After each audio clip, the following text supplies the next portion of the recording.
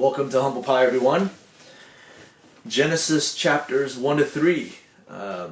We talked about reframing Genesis to the proper lens, to the proper context. It's not a science book and it's not a history book. Okay? So this is video 2. We're going to be looking at what I believe Genesis 1 is trying to teach us and the good news that God has for us in Genesis chapter 1. Okay? And we're going to be discussing two things that I think Genesis 1 reveals to us, which is one, how does God create? And then two, why does He create? Why does He make everything that we see? Chapter 1, verse 1. In the beginning, God created the heavens and the earth. Now the earth was formless and empty. Darkness was over the surface of the deep, and the Spirit of God was hovering over the waters. So this word that's translated formless and empty in the Hebrew is actually tohu vohu, which actually means chaos. And so there's chaos over the surface of the deep, and then the Spirit of God was hovering over the waters. Verse 3, this is how God creates. It says, and God said. So God speaks, let there be light, and there was light. And so there's chaos, and then God speaks, and there is order. So we find that this is a God that wants to give order and bring clarity into the chaos. God saw that the light was good, and He separated the light from the darkness. And then God called the light day, and the darkness He called night. And there was evening, and there was morning, the first day. Okay, and then verse 6, we're going to read about the second day, and then it goes on to the third day, total of 6 days, and then He rests, and this is beginning of chapter 2, He rests on day 7. So chapters 1 to 4 is the earth being given shape and rendered habitable.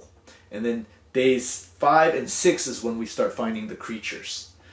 Days 5 are like animals and just all the different, the fish and the creatures of the sea. It says in verse 21.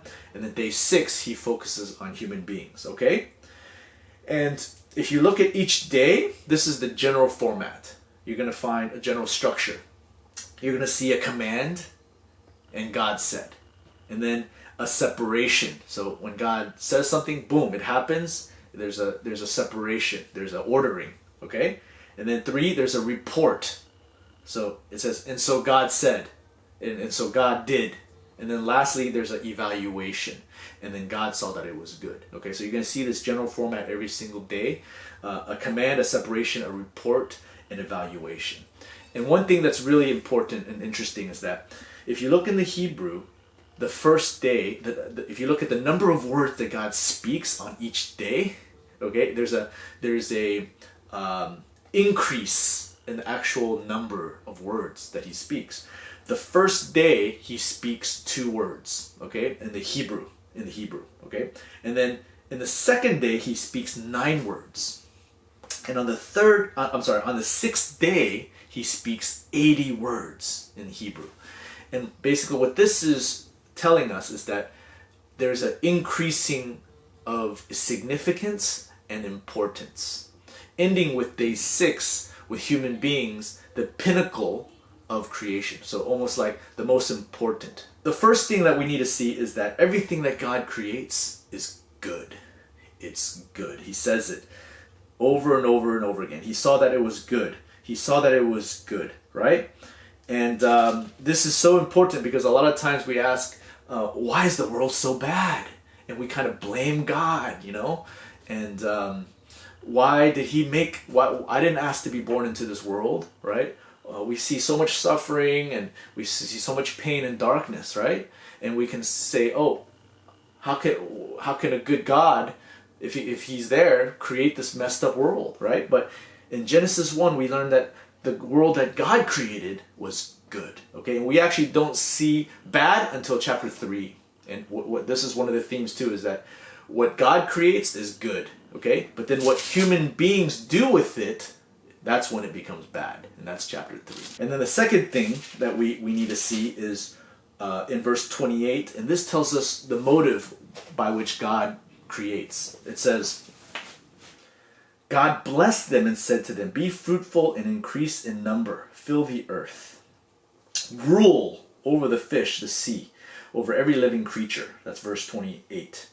And then verse 29, God said, I give you every seed-bearing plant. And then verse 31, God saw all that he had made, and it was very good. And there was evening, there was morning, the sixth day. Okay? So here we find a God that innately wants to bless the creatures and wants to share everything he's made with the creatures and with human beings. Okay? And this is very different than the mindset of the people of the ancient Near East. The suns and the stars, and even the land and the animals, they were considered gods. All right? And the people often had to perform and to pay these different gods in order to gain the benefits of these gods. And so, can you see how countercultural it is to read Genesis during the time of the ancient Near East and say, no, in the beginning there's one God, okay, that created everything that's over the sun and the stars and the land. And this God, he doesn't need you to perform for him or pay him anything. He actually, his heart is already with a desire to bless you, and so that you can be fruitful, so that you can thrive, so that you can experience good in your life. And this Creator God is setting up a space and a place so that the creatures, and in particular human beings, can thrive and be fruitful. And there's nothing they have to do first for this God to be this way. Oh, I don't know about you, but this is really actually hard for me to embrace. You know, this notion of God just being so good that I don't have to perform or pay him anything in order to get good things from him.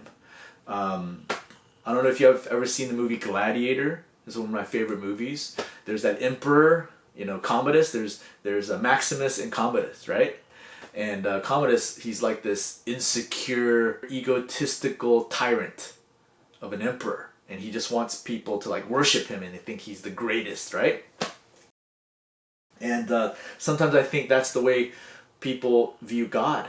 That he just created the world because he's very egotistical and he needs people to like worship him and pay him and perform for him. Or I've heard some people say that he created the world just because he's bored and he has nothing to do. Okay? So this is not the message of Genesis 1-3. We find a God that creates through speaking, and he loves to bring order. He brings order through his speaking into the chaos. And then 2, his heart is to actually bless them, and so that they can be fruitful and increase in number. All right? And this is great news for those of us that believe. What about you? What is your background? Do you have a background that says you have to perform and pay in order to get something good from the different gods? And what good news does this alternative view bring to your heart? All right? And this is the message of Genesis chapter 1. I want to close with James chapter 1, verse 17. And this is one of the themes of the entire Bible, is this notion of God being good and God being generous. All right? And sometimes we think the opposite, don't we? We think we have to perform and we think we have to pay. But even in the New Testament, we read the same thing about this God. James chapter 1, verse 17, it says, "Every good and perfect gift is from above, coming down from the Father of heavenly lights, who does not change like shifting shadows." Hope you enjoyed this video. The good news of Genesis is that God, he creates through speaking. He loves to bring order into the chaos. And whatever he does is actually good. Okay?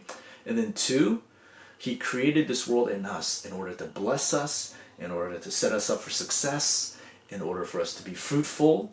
And it's not something we have to necessarily perform and make payment for him to do this for us. And so this is the God of Genesis, and I hope you will consider trusting in this God. All right? So we're going to keep making more of these videos. What you can do is, in your own time, just read Genesis 1, 2, and 3, and that will help supplement these videos. Okay?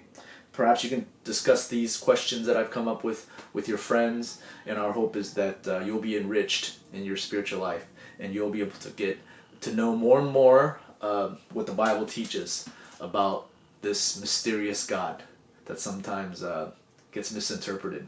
Sometimes people speak, like I said, they speak things that he says, or they say he says things that aren't necessarily what he says. And so we got to actually look at what the Bible teaches and go deeper into the original context and put the proper lens and frame in order for us to hear what God is really wanting to say to us. So we're Humble Pie. God bless you. Peace of God upon you. Thank you.